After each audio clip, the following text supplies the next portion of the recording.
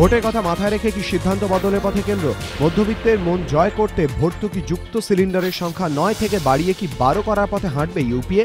সপ্তাহ ঘুরতে না ঘুরতে পেট্রোলিয়াম মন্ত্রীর অবস্থান বদলে উঠছে এই প্রশ্ন। গত শনিবার বীরাপ্পা মৈলী জানান, আপাতত সরকারের কাছে এরকম কোনো প্রস্তাব নেই। কিন্তু এদিন 180 ডিগ্রি ঘুরে মৈলীর দাবি, ভর্তুকি যুক্ত সিলিন্ডারের সংখ্যা বাড়ানোর বিষয়টি গুরুত্ব সহকারে বিবেচনা করছে কেন্দ্র। এদিন ভর্তুকিযুক্ত সিলিন্ডারের সংখ্যা বাড়ানোর দাবিতে পেট্রোলিয়াম মন্ত্রীর কাছে যৌথ স্মারকলিপি দেন কংগ্রেসের 3 সাংসদ সঞ্জয় নিরুপম, পিসি চাকো ও মহাবল মিশ্র।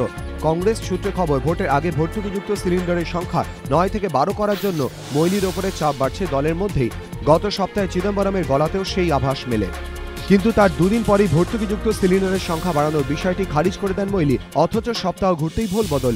রাজনৈতিক মহলের মতে সামনেই লোকসভা ভোট, সেই কথা মাথায় রেখেই সংস্কারপন্থী মনমোহন সিংহ অগ্রাধিকার দিতে চান রাজনৈতিক বাধ্যবাধকতাকে, মন জয় করতে চান মধ্যবিত্তের।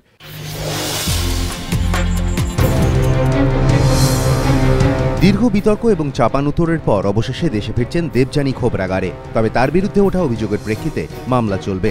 12ই ডিসেম্বর দেবযানী খোবরাগাড়েকে গ্রেফতারের পর চরমে ওঠে ভারত মার্কিন দ্বিপাক্ষিক সম্পর্কের টানাপোড়েন। কিন্তু অবস্থান থেকে সরেনি কোনো পক্ষই। শেষমেশ এই ঘটনায় সমঝোতায় পৌঁছয় দুদেশ। সিদ্ধান্ত হয় দেবযানী দেশে ফিরে আসতে পারবেন, কিন্তু তার বিরুদ্ধে ভিসা জালিয়াতির মামলা চলবে। আমেরিকা অবশ্য দেবযানীকে কূটনৈতিক রক্ষা কবচ দিতে চায়নি, কিন্তু ভারত সেই অনুরোধ খারিজ করে দেওয়ায় বৃহস্পতিবার এই ভারতীয় কূটনীতিককে G1 ভিসা দেওয়া হয়, যার ফলে এখন দেবযানী সমস্ত কূটনৈতিক রক্ষা কবচ পাবেন। সংবাদ সংস্থা PTI এর দাবি, শুক্রবার দেশে রওনা হওয়ার আগে দেবযানী জানিয়েছেন, আমার বিরুদ্ধে ওঠা অভিযোগ সম্পূর্ণ মিথ্যে এবং ভিত্তিহীন। মেয়ে দেশে ফিরছে জেনে খুশি দেবযানীর বাবা উত্তম খোবরাগাড়েও। ধর্ষণের দায়ে 3 ব্যক্তির 12 বছরের সশ্রম কারাদণ্ড।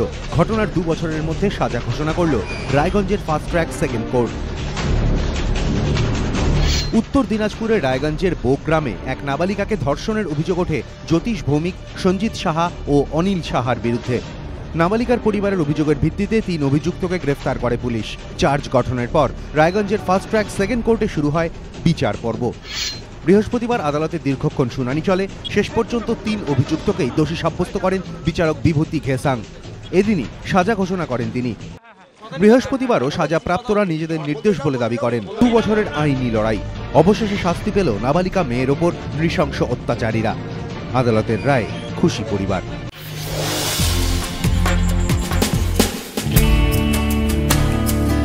লিগের নিষ্পত্তি হয়ে গেছে, তাই মর্যাদার বাইরে আর কিছু জড়িয়ে নেই নতুন বছরের প্রথম ডার্বিতে। ফেড কাপের দোরগোড়ায় কলকাতা লিগের বড় ম্যাচ নিয়ে ইস্টবেঙ্গল মোহনবাগান 2 শিবিরেই প্রবল অনীহা ছিল। তবু IF এর মুখ চেয়ে শনিবার যুব ভারতীতে নামছে মোহন ইস্ট।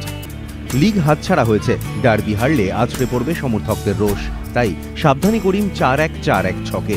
শুরু থেকে 2 বিদেশি ইচে আর ওডাফা কাদ্রুমি নামবেন পরিবর্তন হিসেবে। ডিফেন্সিভ ব্লকার ডেনসন মাঝমাঠে নতুন মুখ পঙ্কজ মওলা আর বহুদিন পর চোট সারিয়ে ফেরা জাকির।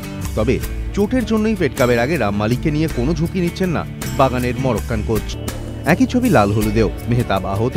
ফেড কাপের আগে ওপারাকে নিয়ে ঝুঁকি নিচ্ছে না ইস্টবেঙ্গল। শুরুতে বিদেশি বলতে মোগা আর সুয়েকা, পরিবর্তে আসতে পারেন চিডি। গোয়ায় পারিবারিক অনুষ্ঠানে 1.5 দিনের ছুটি কাটিয়ে ডার্বির দুপুরেই শহরে পা রাখবেন আর্মান্দো কোলাসো। তাঁর অনুপস্থিতিতে এদিন মহড়া শেষে সহকারী রঞ্জন চৌধুরীর গলাতেও সাবধানী সুর। না জিতলে পানসে হয়ে যাবে লিগ জয়ের মেজাজ।